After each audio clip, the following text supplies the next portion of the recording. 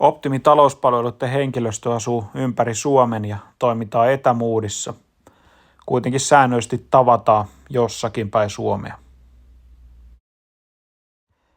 Junat toivat tällä kertaa Optimin henkilöstön stadiin.